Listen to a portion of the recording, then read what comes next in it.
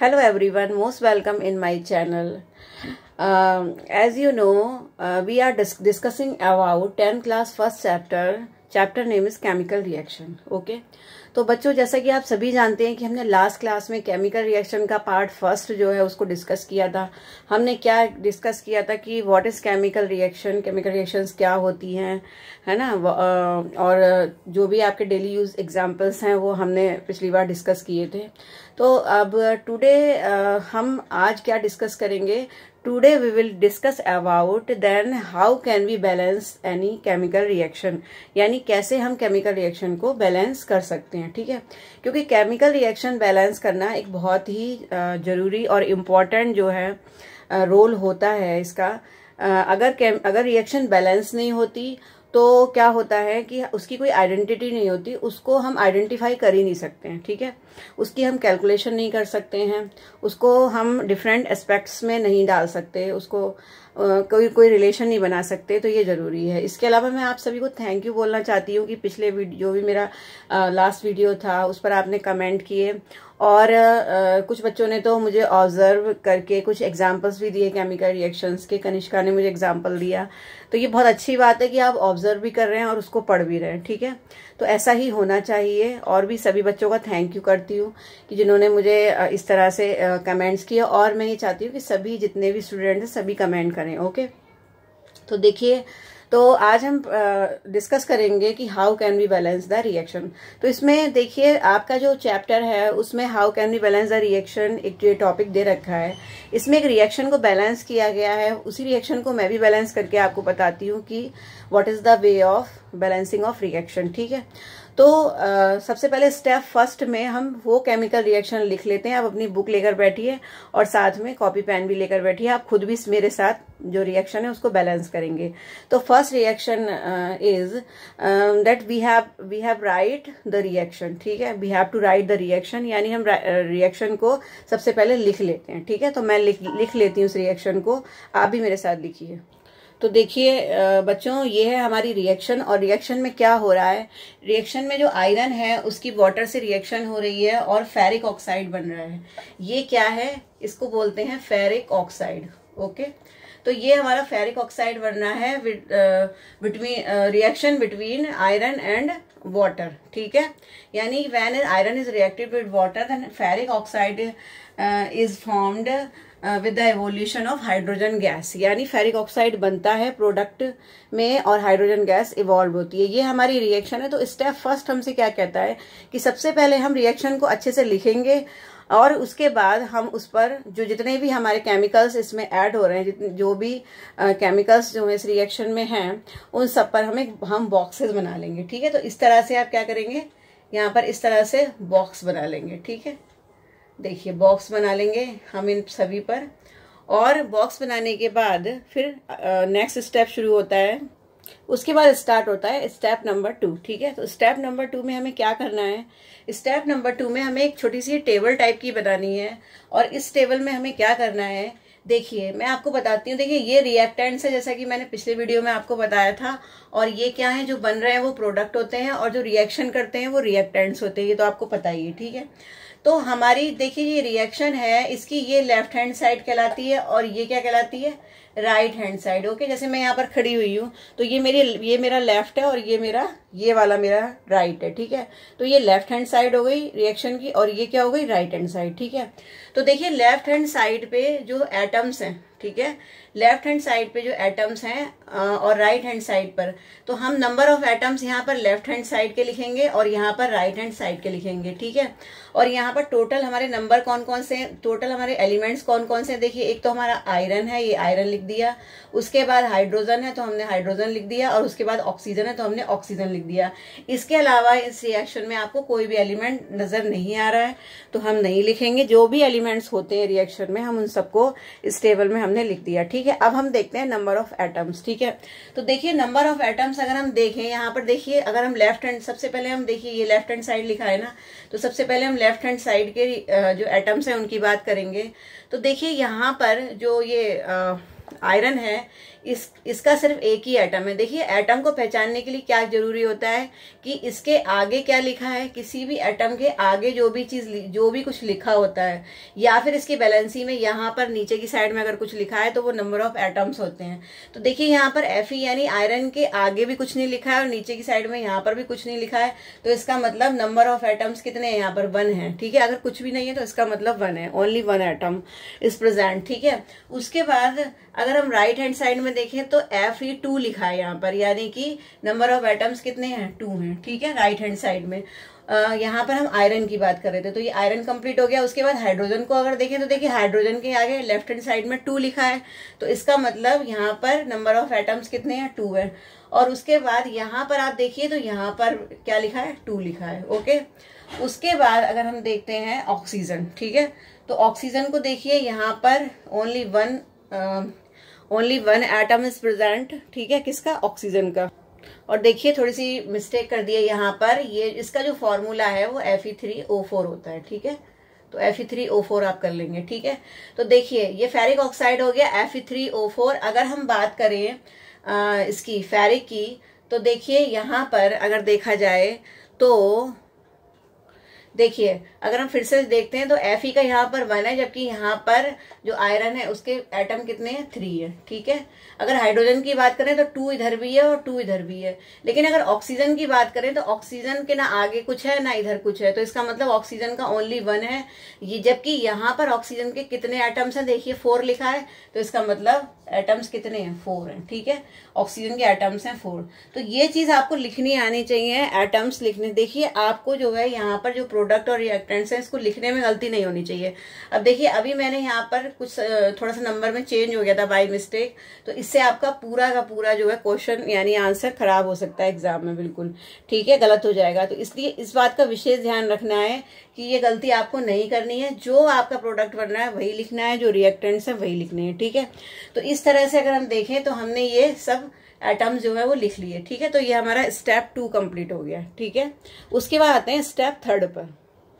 उसके बाद हमारा अगला स्टेप क्या होगा, जरा ध्यान से देखिएगा, ये स्टेप थोड़ा सा अलग है और इसको बड़ा ध्यान से समझिएगा। देखिए स्टेप 3 हमारा क्या है। ठीक है, स्टेप 3 देखिए अब हमने जो है नंबर ऑफ एटम्स लिख लिए।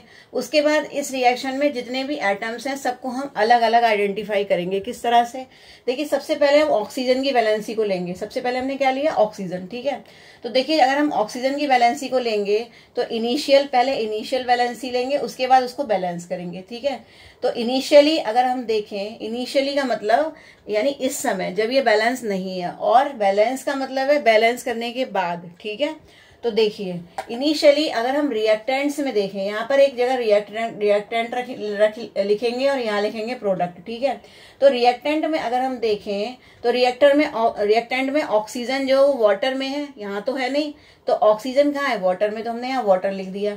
अब जरा देखिए यहाँ पर ऑक्सीजन के कितने एटम है, ओनली 1 एटम, तो हमने यहाँ पर क्या लिख दिया, 1 लिख दिया। क्योंकि ऑक्सीजन का केवल एक ही एटम है तो हम क्या लिखेंगे, यहाँ पर 1 लिख देंगे। जबकि यहाँ पर ऑक्सीजन के कितने एटम है, 4 हैं, तो हम यहाँ क्या लिख देंगे, 4। ठीक है, अब इसके बाद हम इसको बैलेंस करेंगे। ठीक है, अब इसको बैलेंस करने का तरीका क्या है, देखिए यहाँ पर ये 4 है। ठीक है, यहाँ पर 4 है, तो देखिए ज्यादा वाला हमने इधर लिख दिया, क्योंकि ये 4 ज्यादा है और 1 कम है, तो हमने 4 जो है इधर लिख लिया। अब हमें ये पता है यहाँ पर तो 1 है। ठीक है, यहाँ 4 है और यहाँ कितना है, 1 है। तो अगर हम इसको बैलेंस करेंगे तो हमें क्या करना पड़ेगा, इसको हम 4 से जब मल्टीप्लाई करेंगे तो 1 जो है वो 4 के इक्वल हो जाएगा। ठीक है, तो यहाँ पर 4 है, तो इसको बैलेंस करने के लिए हम 1 में किसको मल्टीप्लाई करेंगे, किससे गुणा करेंगे, 4 से गुणा करेंगे, जिससे ये जो है वो ऑक्सीजन क्या हो जाएगी, बैलेंस हो जाएगी। ठीक है, तो यानी बैलेंस करने में हम ऑक्सीजन को हमने बैलेंस कर दिया, और ऑक्सीजन के जो एटम्स हैं उनमें हमने क्या करा, 4 से मल्टीप्लाई किया। कहाँ पर, रिएक्टेंट्स में, यानी इस साइड में, जिससे कि अगर यहाँ 4 है तो यहाँ पर भी 4 ही हो जाए। ठीक है, तो इस तरह से ऑक्सीजन के एटम्स बैलेंस हो गए। ठीक है, तो अब देखिए हमें पता है कि ऑक्सीजन के आगे हमें 4 लगाना है, और लगाना कहाँ है, रिएक्टेंट्स में ही लगाना है। तो देखिए यहाँ पर ऑक्सीजन थी रिएक्टेंट्स में, और हमने क्या लगा दिया, इसके आगे 4 लगा दिया। बाकी पूरी की पूरी इक्वेशन बिल्कुल वैसी ही है, पहले जैसी, केवल हमने ऑक्सीजन को बैलेंस कर लिया। ठीक है, तो ऑक्सीजन को बैलेंस कर लिया, ये हो गया हमारा स्टेप नंबर 3। ओके, तो इस तरह से हो गया। बिल्कुल इसी तरह से हम स्टेप नंबर 4, ठीक है, अब हम लेंगे स्टेप नंबर, अब हम क्या लेंगे, स्टेप नंबर 4, ठीक है। जब स्टेप नंबर 4 लेंगे तो हम किसके अब हम क्या करेंगे, ऑक्सीजन के बाद हाइड्रोजन के, ऑक्सीजन के बाद हम लेंगे हाइड्रोजन के एटम्स को, ठीक है। ऑक्सीजन के बाद कौन से एटम्स को लेंगे, हाइड्रोजन के एटम्स को। तो देखिए बिल्कुल ऐसा ही हमें हाइड्रोजन के एटम्स के साथ भी बैलेंस करना है, ओके। तो देखिए मैं बनाती हूँ। तो देखिए फिर से वही चीज है। अब देखिए आप फिर वही चीज लेकर आइए। मैं बार बार रिएक्टेंट प्रोडक्ट नहीं लिख रही हूँ। देखिए आपको हर जगह यही करना है। सबसे पहले रिएक्टेंट के जो एलिमेंट्स हैं उनको गिनना है, एटम्स को, और उसके बाद प्रोडक्ट के, ठीक है। अब यहाँ पर हम इनिशियली यानी बैलेंस करने से पहले कितने हमारे जो है हाइड्रोजन है हम उसको देखते हैं, ठीक है। हमने ऑक्सीजन देख लिए। अब अगला स्टेप वो किसका होगा, हाइड्रोजन का, ठीक है। तो यहाँ पर हम लिख लेंगे हाइड्रोजन, ओके। तो देखिए हाइड्रोजन का क्या होगा, अब देखते हैं। देखिए यहाँ पर हाइड्रोजन कितने हैं, अब देखिए यहाँ पर आप जैसे हमने 4 लगा दिया, सॉरी यहाँ मत देखिए, आप यहाँ देखिए, हमने 4 लगा दिया है, हम ऑलरेडी 4 लगा चुके हैं। तो जरा देखिए कितना हो गया, 2 4 जा। देखिए जब भी ऐसा होता है कि आगे 4 लगा होता है और यहाँ पर 2 लगा होता है तो हम इससे इसको मल्टीप्लाई कर देते हैं अगर हमें एटम्स निकालने होते हैं। तो क्या होता है, 2 4 जा 8। इसका मतलब अब जो है जो हमारा हाइड्रोजन है उसमें देखिए हाइड्रोजन वाटर में ही है ना, तो हम वाटर ही लिखेंगे यहाँ पर। तो यहाँ पर हाइड्रोजन के कितने एटम्स हो गए, 8 हो गए टोटल, ठीक है। कितने हो गए, 8 हो गए, ठीक है। अब आ जाइए प्रोडक्ट वाली साइड में। ये देखिए प्रोडक्ट की साइड है। तो अब यहाँ पर देखिए प्रोडक्ट की साइड में हमारे हाइड्रोजन कितने हैं, प्रोडक्ट की साइड में हाइड्रोजन है हमारे 2, ठीक है। देखिए प्रोडक्ट की साइड में हमारे हाइड्रोजन कितने हैं, 2। अब हम इसको बैलेंस करते हैं। देखिए यहाँ पर कितना है, 8 है, ठीक है। बैलेंस जब हम करेंगे तो यहाँ 8 है और यहाँ पर 2 है। तो अगर आप बैलेंस करेंगे तो अब आपको 8, मैंने बताया ना कि ज्यादा वाला होता है, जो जैसे यहाँ पर 4 था तो हमने 1:4 कर दिया था तो ये बैलेंस हो गया था। इसी तरीके से यहाँ पर 8 है, हम ज्यादा वाले को देखते हैं, ठीक है। तो देखिए यहाँ पर 8 है और यहाँ पर 2 है। तो जब हम इसको क्या करेंगे, मल्टीप्लाई कर देंगे, किससे, 4 से, ठीक है। 4 से मल्टीप्लाई करेंगे तभी तो 8 बनेगा। इसका मतलब ये हुआ कि हमें इस रिएक्शन में क्या करना पड़ेगा, हाइड्रोजन के आगे क्या लगाना पड़ेगा, सॉरी हाइड्रोजन के आगे हमें क्या लगाना पड़ेगा, 4 लगाना पड़ेगा, तभी तो ये 8 बन पाएगा, ठीक है। तो यहाँ से आपने इस तरह से बैलेंस करके ये अंदाजा लगा लिया कि यहाँ पर कितना लगना चाहिए, 8 लगना चाहिए, क्योंकि ये रिएक्टेंट वाली साइड है और ये प्रोडक्ट वाली साइड है। तो यहाँ पर चूंकि प्रोडक्ट में जो है ये निकल कर आ रहा है 2 into 4 आ रहा है निकल के, तो यहाँ पर जो 4 है हमने यहाँ लगा दिया है, ठीक है। तो चूंकि ये प्रोडक्ट वाली साइड है तो हमने प्रोडक्ट के आगे यानी हाइड्रोजन के आगे 4 लगाया है। जबकि इधर क्या हो रहा था, जो हमने 4 से मल्टीप्लाई करा था वो रिएक्टेंट्स में किया था, ठीक है। तो हमने रिएक्टेंट में यहाँ पर 4 लगा दिया था। इसका मतलब ये हुआ कि ऑक्सीजन को जरूरत थी यहाँ पर बैलेंसिंग में 4 की, तो हमने 4 से मल्टीप्लाई किया था। जबकि हाइड्रोजन को बैलेंस करने के लिए जरूरत थी 4 से मल्टीप्लाई करने की प्रोडक्ट में, तो हमने यहाँ पर इसको मल्टीप्लाई कर दिया। तो इस तरह से एक मतलब कहना चाहिए कि हाइड्रोजन हमारा बैलेंस हो गया, ठीक है। अब देखिए कैसे बैलेंस हो गया, मैं आपको दिखाती हूँ। देखिए आप खुद भी चेक कर सकते हैं कैसे बैलेंस हुआ है। अगर देखिए ऑक्सीजन यहाँ पर देखिए कितने हैं, ऑक्सीजन यहाँ पर कितने हैं, 4 हैं, ठीक है। 4 ऑक्सीजन है, यानी जो आगे लिखा होता है वही तो एटम्स होते हैं, ठीक है। तो O के आगे क्या लिखा है, 4। देखिए ये पूरा का पूरा मल्टीप्लाई होता है अंदर, ठीक है। आप ये मत समझिए कि हाइड्रोजन के साथ ही 4 लिखा हुआ है। तो ऑक्सीजन के आगे 4 है तो यहाँ पर 4 एटम हो गए ऑक्सीजन के, और यहाँ पर भी देखिए O के साथ क्या है, 4 है, तो 4 कितने हो गए, ऑक्सीजन के। इसी तरीके से आप हाइड्रोजन को देखिए, हाइड्रोजन के टोटल कितने हैं, 2 4 जा 8 है, और यहाँ पर देखिए हाइड्रोजन के कितने हो गए, 4 2 जा 8, यहाँ पर भी बैलेंस हो गया। तो इसका मतलब हाइड्रोजन और ऑक्सीजन हमारी बैलेंस हो गई। इसके बाद जो है हम बैलेंस करेंगे आयरन को, ठीक है। तो नेक्स्ट टेबल बनाते हैं आयरन की, ओके। देखिए अब हमारा शुरू होता है स्टेप नंबर 5, ठीक है। स्टेप नंबर 5 में हम क्या करेंगे, हम आयरन को बैलेंस करेंगे। किसको करेंगे, आयरन को बैलेंस करेंगे।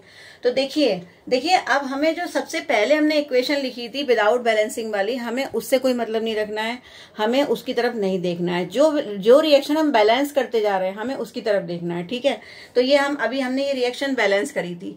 अब जरा इसकी तरफ देखिए आप, हाइड्रोजन हमारे बैलेंस हो चुके हैं, ऑक्सीजन हमारे बैलेंस दोनों तरफ हो चुके हैं।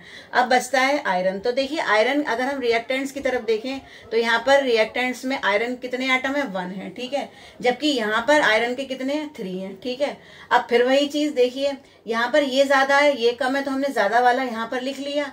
अब देखिए आपको 1 को अगर 3 बनाना है तो आप किससे मल्टीप्लाई करेंगे, 3 से, और किस में करेंगे, रिएक्टेंट में। इसका मतलब यहाँ पर कितना होना चाहिए, 3 और होना चाहिए, ठीक है। अब देखिए आयरन के 3 हो गए, आयरन की 3 हो गए, और यहाँ पर भी 3 हो गए। तो देखिए ये बैलेंस हो गई अपने आप, पूरी अच्छे से बैलेंस हो गई ये रिएक्शन, ठीक है, समझ में आ गया होगा आपकी।